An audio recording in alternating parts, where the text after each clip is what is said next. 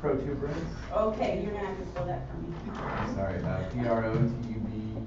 P-R-O-T-U-B. U-R-A-N-T. Okay.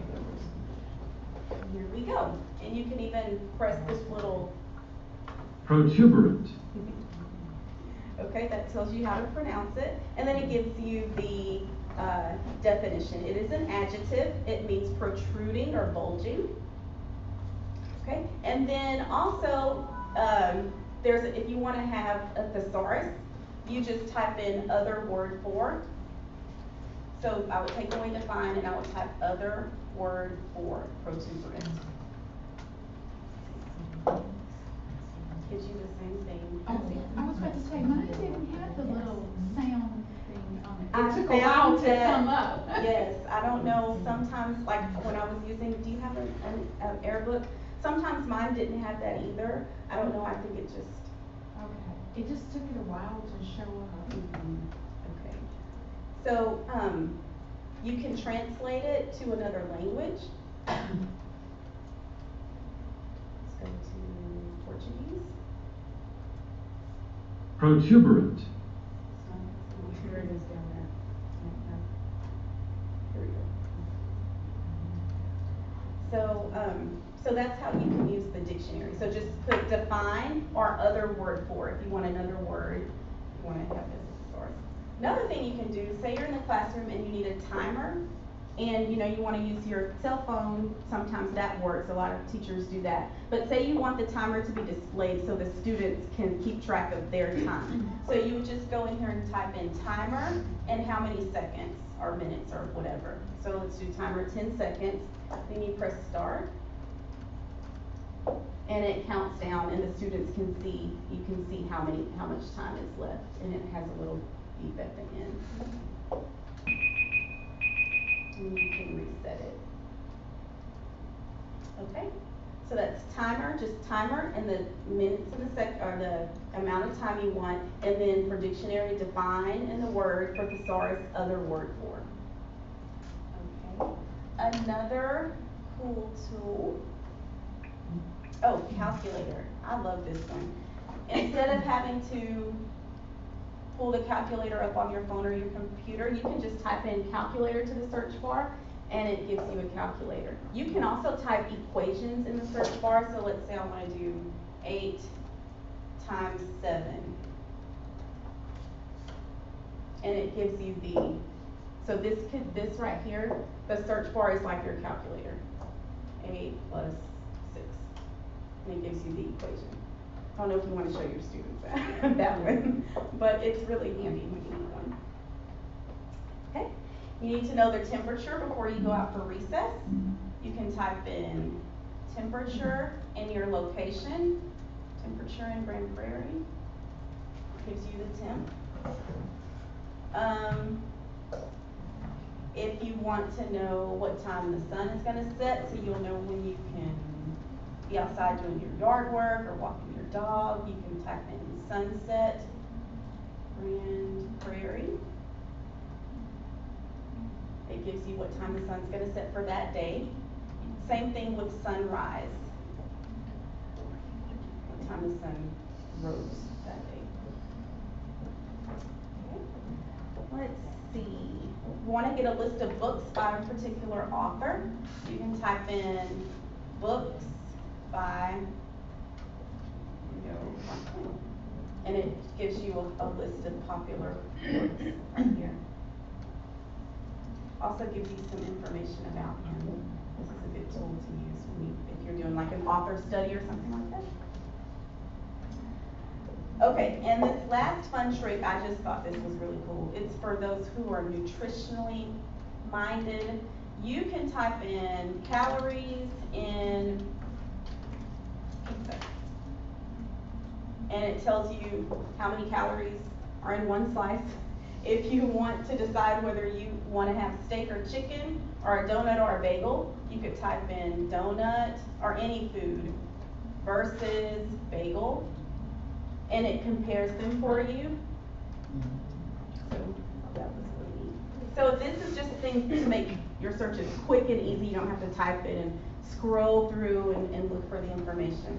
So I just So just trying different things, out and seeing which ones work good for you. Okay, now we're gonna talk a little bit about power searching with Google.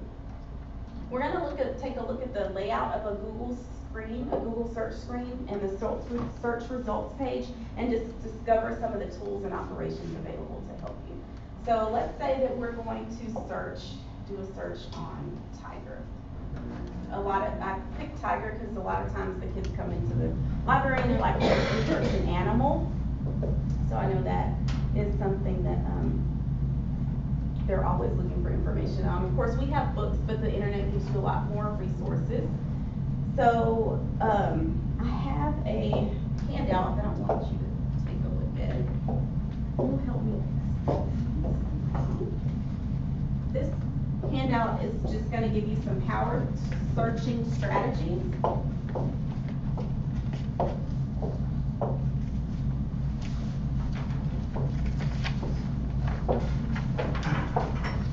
When you look at the layout of the Google search page, when you do your search, you see at the top, this is ways that you can filter your search. So I typed in tiger, and then up here, if you want information from the web, you just hit web. If you want images, you can click images. News, that's gonna give you news articles about what you searched for. Videos. Shopping. See, you've got this little stuffed animals and things like that. Okay, and then more, you could find books, flights and apps. I tried this last night. It didn't have anything, it wasn't like a flight for tiger or anything like that. It just gives you a search page that tells you, that you can look for flights on, so that one's not. And then on the right side, when you do a search, this is called the information panel right here, and it automatically gives you a bunch of information about what you searched for before you even have to try to scroll through the search results. Okay, so this would be the information panel. How search works is that Google looks for the word that you typed in, and it sometimes looks for synonyms that are related to the word. Any words appearing in boldface type in your search results are terms that Google associates with your word. If you look down, yes? Mine doesn't have the right-hand side. How do you get that? Well, it should be up there. Let's see. I don't know how you would get that up there. Okay. You might want to just, when you typed in tiger and you hit search, did these things pull up Yes. right here? But it didn't have the information panel? I'm sure it's in my settings somewhere. I just didn't know if you said that. Well, we're gonna look at the settings. Okay. Also, I'll show you how those work. At the bottom,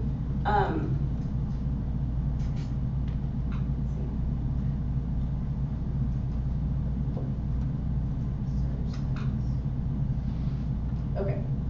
Go back to, okay, so search tools. That's fine. If you go to any time, it's gonna right here is how you can filter your searches to where you can get your information that was posted in the past hour, or the past 24 hours, or the week, month, or year. So you can filter your searches there, or you can do a custom range, that's more. Yeah, it's, cause I'm one in Chrome. Oh, I was in okay. Firefox. Okay, I'm glad you found that. Okay. You'll see. Verbatim, it means that it's going to give you exactly what you typed for. Okay. So that's a little bit about just the layout of the screen. Let's see, Okay, how did you get that, which one? when you went from the about 386 meg? The verbatim. To the verbatim, how did you? Okay, so click on more, Uh-huh. and then, sorry, click on search tools, and it shows you, Oh, I see. Yes. Okay, thank you, I missed you a can second. click on verbatim. So these are just ways that you want to narrow down your search so that you don't have so much information. It helps you find what you really need. Let's see. Sometimes search results offer information that suggests a better additional search. Google will sometimes put in there, did you mean this?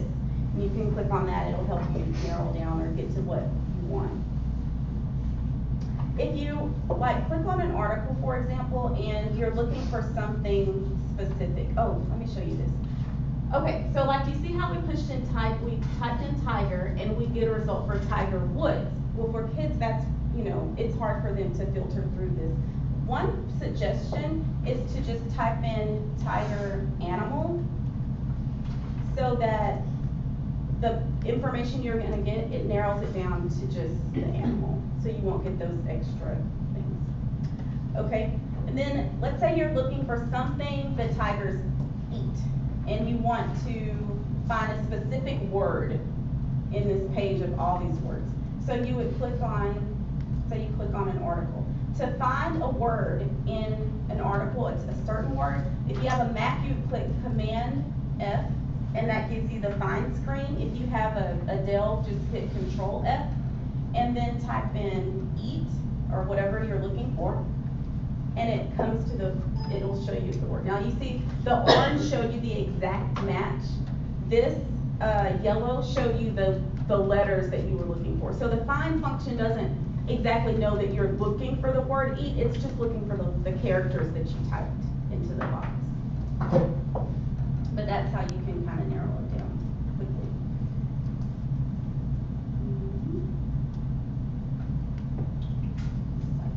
Okay, now let's say that you are looking for results for from a certain type of site.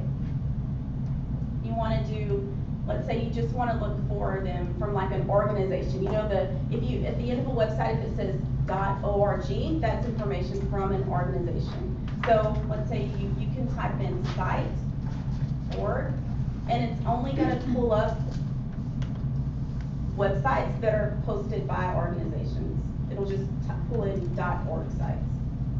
If you want to do that. You can do the same thing with edu if you want education sites. You would put in your search terms and then site :edu. And it's going to show you websites that are posted by education. If you're looking for a certain file type, you can type in your search and then file type, let's say you're looking for a PDF.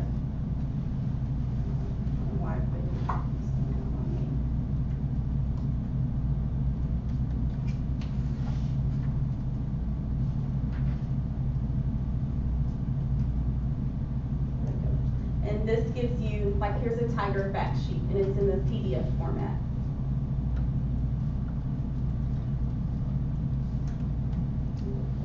So these are just ways for you to, again, just to narrow your search results so you can get more of what you're looking for. You can also do that with, if you just want to text, you would type TXT. If you just want text, PDF, an Excel sheet, you type XLSS. It's all on here under file type. An image GIF, you can type in the GIF. You want an image. Okay, so those are just some search strategies. We're also going to look at this other handout, which is some punctuation and symbols that Google search recognizes. Thank you.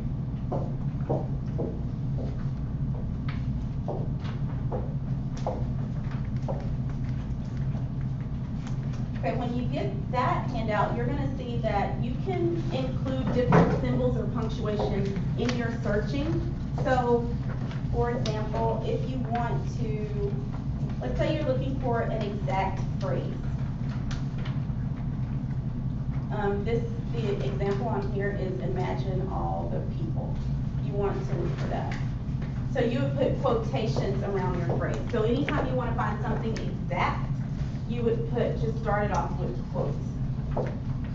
And then you do search, and it should just give you, instead of looking for any website that has imagine plus all plus people, it narrows it down to exactly what you were looking for. Another good trick is, like, you can add an asterisk to a search. Like, let's say, I know there's this song, imagine all the, I can't remember what that last word is. You can replace words with an asterisk. and it will pull it up for you, because Google is just really smart. Okay, so you can put, imagine all the asterisks, and it still pulls up, imagine all the people. Let's see, some other things on this page, used to be when you were searching, the plus sign was like for and, but with Google, it just looks for Google plus pages if you use a plus sign. You can do @ for social tags. Does anyone have a Twitter or a social tag in here that you want to look for? It's yours, is right? No? Okay, so mine's Gabby Brown IMS. Gabby 1216. So then you would see, it would take you directly to the Twitter account you were looking for. Okay. So if you were looking for a person's handle, you just type in @ find prices. That's another thing you could do. Let's say you're looking for the price of, on here the example is a Nikon camera, but you want to find one for $400.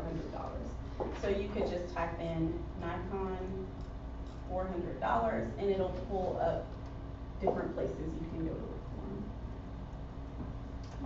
for them. Let's see. If you wanted to look for a range, you would use these dots. The example was Nikon $50 to $100. And it would give you a range. That's quicker than going to camerastore.com and then like trying to search.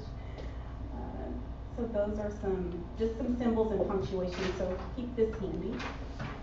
If all else fails and you lose your sheets and you can't remember, Google has here's where I was going to talk about the settings.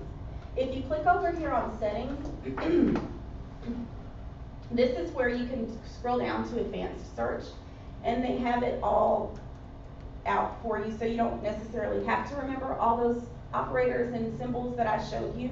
If you wanted all these words, imagine all the people, you would just type that for all these words and click search, and it should pull up the same thing. Remember, you get there through settings, the little gear, advanced search.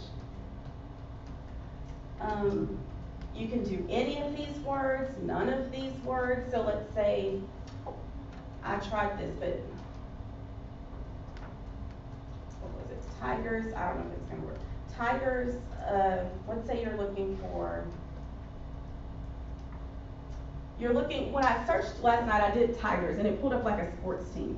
And I wanted to show you how you could filter it where you didn't get it, but none of what Google said to do was working. So let's say you don't want sport, but you do want tiger or tigers. Let's see what happens.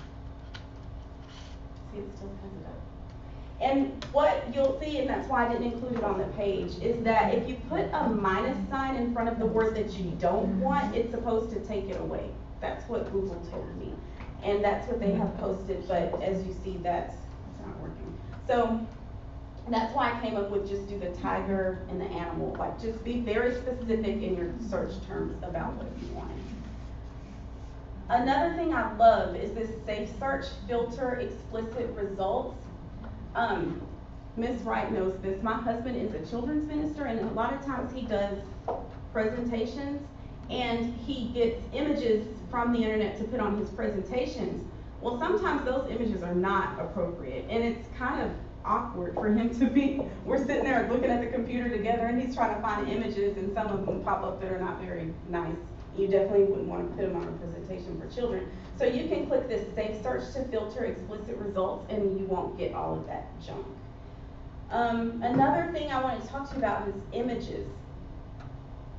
A lot of times when children are doing presentations, I'll see teachers say just copy paste that image from the internet. And we want to teach them early on about copyright and how you can't just take someone else's work and present it as your own. So when you're looking for images, this not filtered by license, you want to click on this to find free to use or share. And that's going to help you find images that are not you know, they're all copyright protected, but some people will say this is free to be used, especially, you know, in education. So always, if they're gonna be presenting it to an outside audience, you wanna make sure that you have that usage rights on there for images. You can also find pages that are similar to search pages you visited, use operators in the search box, customize your search settings. So just remember, if you're having trouble searching, click on this little gear and go to search settings, advanced search, and you'll find, it'll help you narrow your search down. Okay, let's see. So we talked about power searching, how search works. Do we have any questions so far?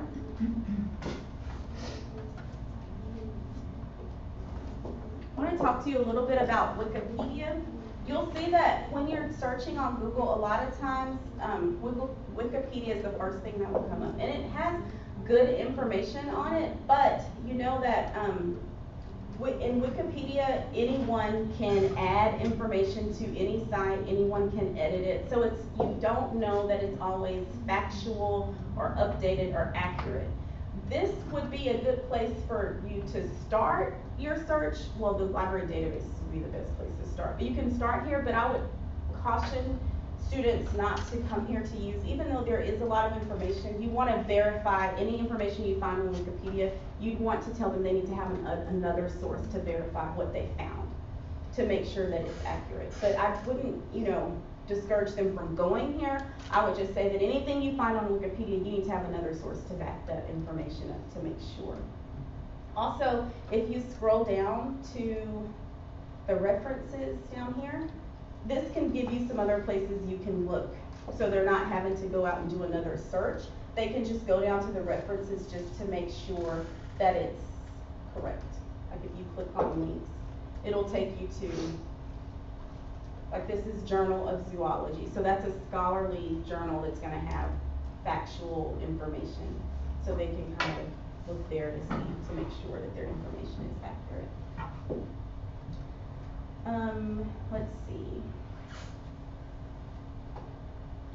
Now I'm going to talk to you about evaluating websites. Let's go back to the crazy. We did have a couple tips and short tips. Okay. The things we want to, like, when the kids are searching using Google, one of the important things to do is to make sure that they know how to evaluate the website to make sure it's relevant to what they need. Relevance, how important is this information to my search? For example, if I'm looking for tigers, is Tiger Woods going to be appropriate or relevant to my search, or do I need tiger animals? So you want to help them make sure they're not looking at advertisements. That's one thing that really confuses kids. Accuracy, does the website contain factual and updated information? If it's something about science or medicine or technology, if the article is over 2 years old, I wouldn't use it because things are constantly updating in technology. So if it's 2 years, if it's longer than 2 years, there's a good chance that that information isn't accurate anymore. So make sure that they look at, and the way you can do that, let's take a look.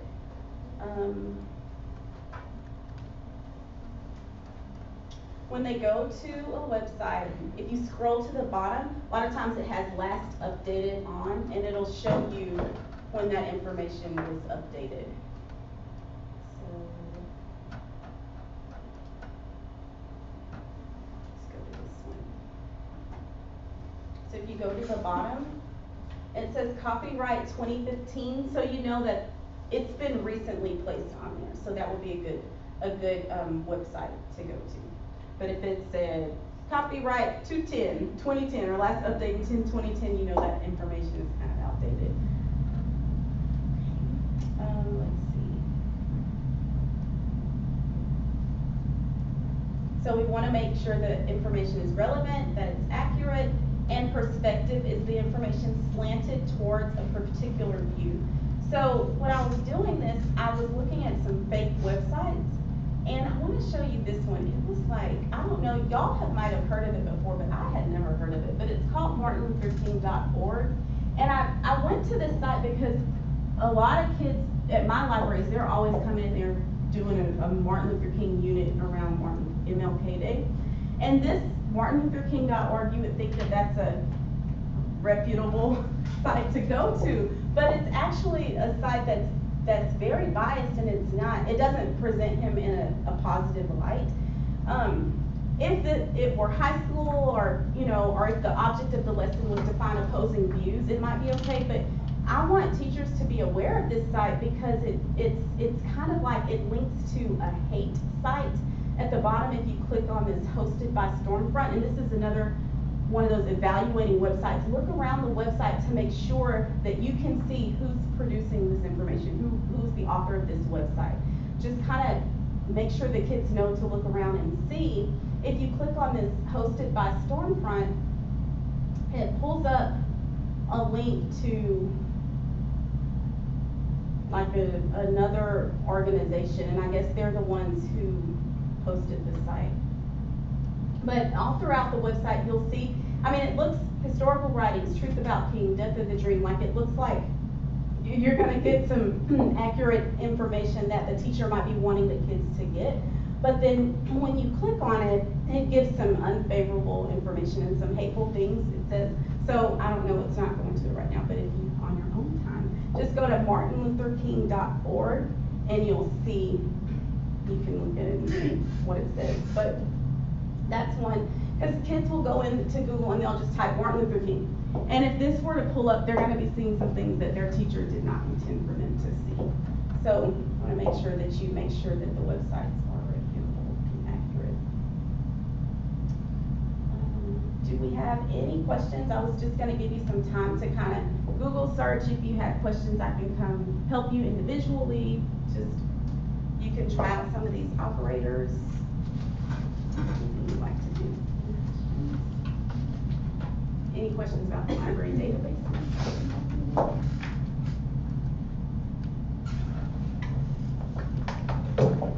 That one's really fast. Yes, ma'am. Okay. You guys can just take time to play around on Google, use some of the tips and tricks that I showed you. How to introduce, I'm Misty Stephens. I know you got, I don't know either. the free things, because I like to go with the music images and those. Okay. Yeah. Okay, so let's say you want, to put in an example.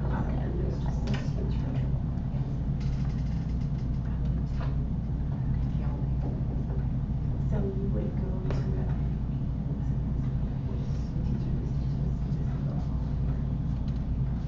you go to, Yeah, and the kids had to file some, yeah. Oh, yeah, and then the critical free to use or share. That means the person you're showing. Yes. And you still want to like kind of maybe put where it came from. Well, if the kids are doing it right, but you can, you know, if you're gonna present it and publish it like on your personal website or something, you might just take your paper and pull from wherever it came from, but it's free to use. Okay, and so you can't do that and just set it up for everybody, you have to do it for each time you use it. Yes, each time you use it. Now, easy is it. Let me show you something else on the search settings I just thought about.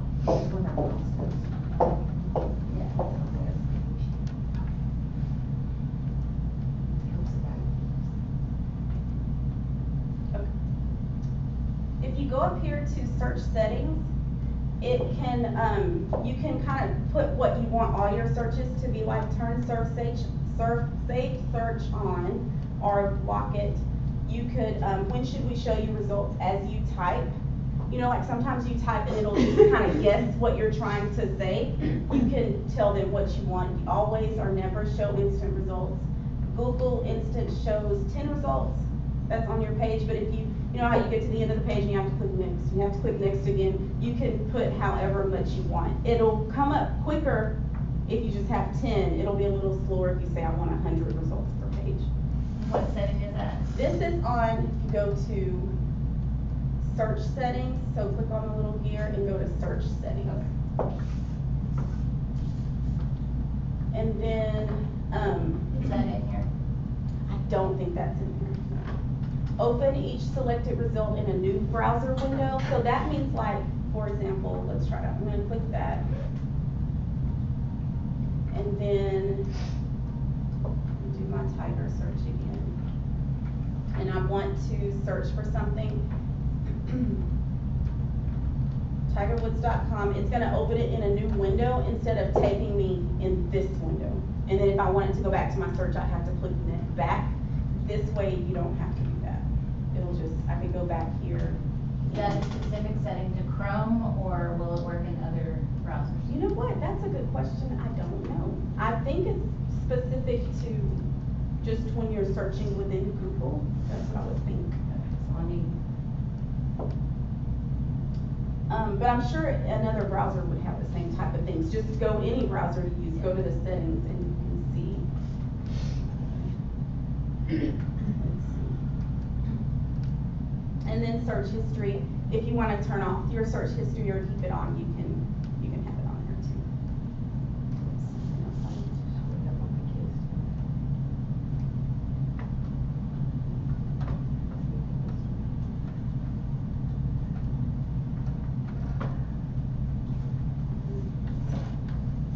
Any other questions?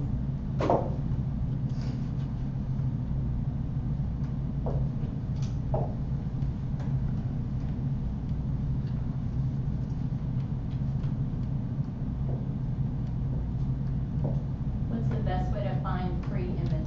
Just do free images on Google? Well, you can go to the advanced search setting. Let's see.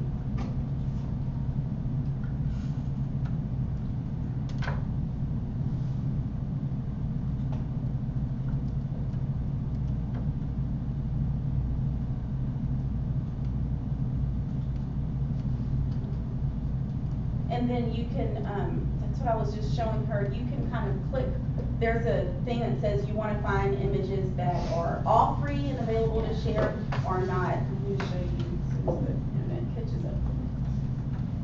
Let me see if I can show you.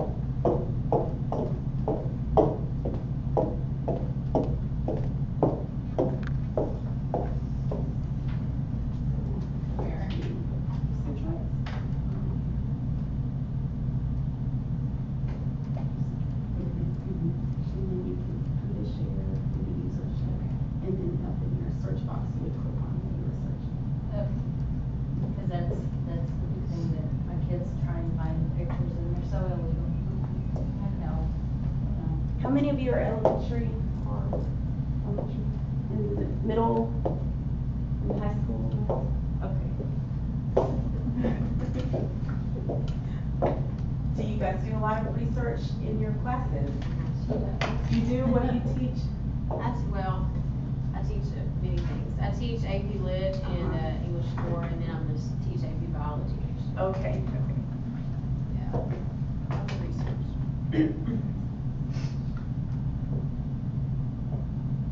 Do you guys have any, did you know about the library services homepage and the databases? You use those often? Great. Good.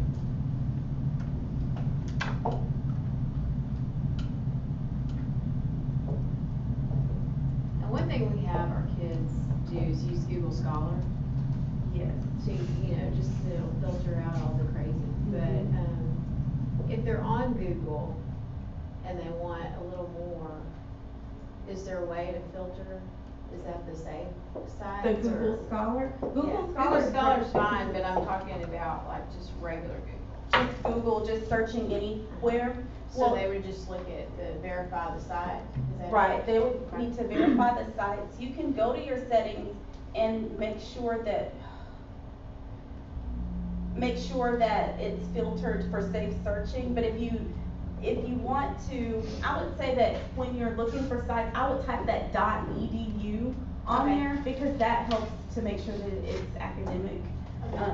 That's a good way to do that.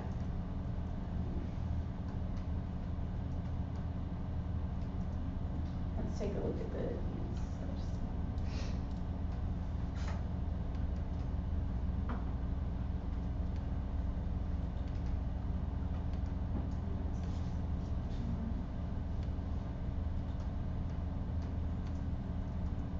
I think it's, you know, teaching them how to evaluate the websites and how to be able to kind of look is a good skill they need, because even that's something that we, you know, need to learn how to do ourselves, is making sure that we're getting information that's gonna be helpful to us.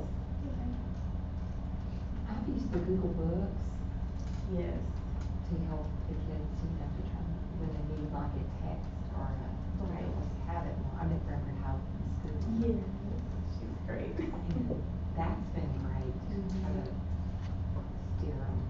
And right, because Google Books is good, because they have some are full, the full books are on there, and some of them they have excerpts that That's you the can part. find. Yes, you can flip, because they're in such a hurry because it was due yesterday. Right, and then you Instead just. of- Yes, and then it'll pull right down to the exact page where the information is, and then try to teach them to Right. look for it, not to just copy and paste it. Right.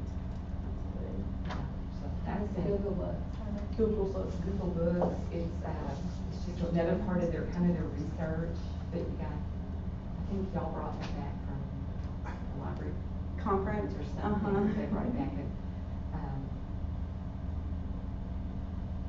Here it is, this is Google Books right here. and it's got a lot of money, where you can just pull it down, and it, kind of like the timer, you could put an E and it would Right. pull to where that word was. Or you could do the, Yeah, so it's actually, they needed it.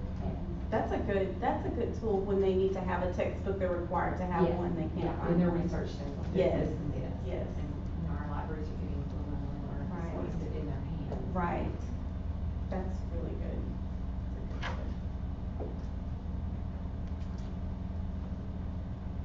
Well, if you guys don't have any questions, you can be released, you can stay to work. If you wanna just work and ask me questions, I can come by and help you on anything that you might have any questions.